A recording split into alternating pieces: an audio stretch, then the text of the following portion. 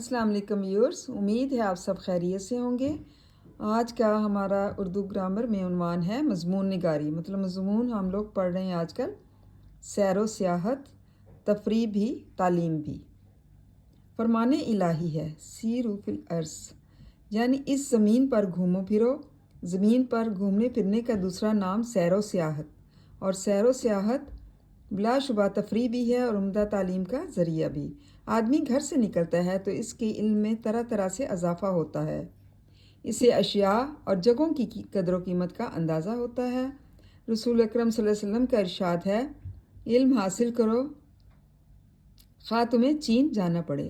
آپ کے ارشاد اس لیے نہیں فرمایا تھا کہ چین میں علم و حکمت کے دریا بہتے تھے، بلکہ رسول اکرم صلی اللہ علیہ وسلم کا مفہوم یہ تھا کہ چین عرب سے ہزاروں میل دور تھا اور چین تک کے سفر کی تاب لانا بڑا محال تھا، اور آپ صلی اللہ علیہ وسلم کا فرمان اسی پس منظر میں ہے کہ راستے کی صعوبتوں کو خاطر میں نہ لاتے ہوئے سیر و سیاحت اور علم و فن کی افادیت عربوں کے ذہن نشین ہو جائے۔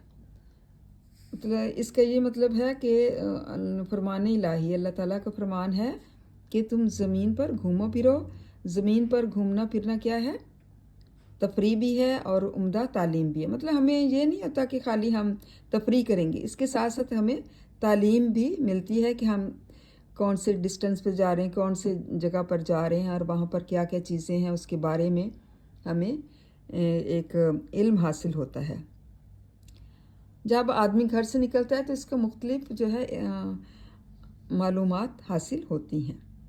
رسول پاک صلی اللہ علیہ وسلم نے ارشاد فرمایا کہ علم حاصل کرو خواہ تمہیں چین جانا پڑے۔ مطلب چین سے یہ مراد نہیں ہے کہ چین میں علم و حکمت کے دریا ہیں، مطلب بہت زیادہ دریا بہتے ہیں، بلکہ چین عرب سے ہزاروں میل دور تھا اور چین تک کے سفر کی تاب لانا، مطلب وہاں پر جانا بہت ہی مشکل کام تھا، جوئے شیر لانے کے برابر تھا۔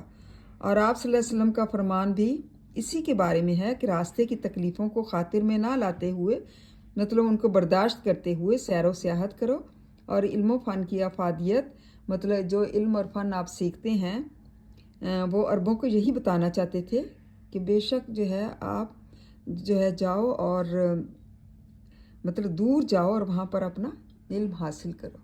امید ہے آپ کو اس کی اچھی طرح سمجھ آ گئی ہوگی۔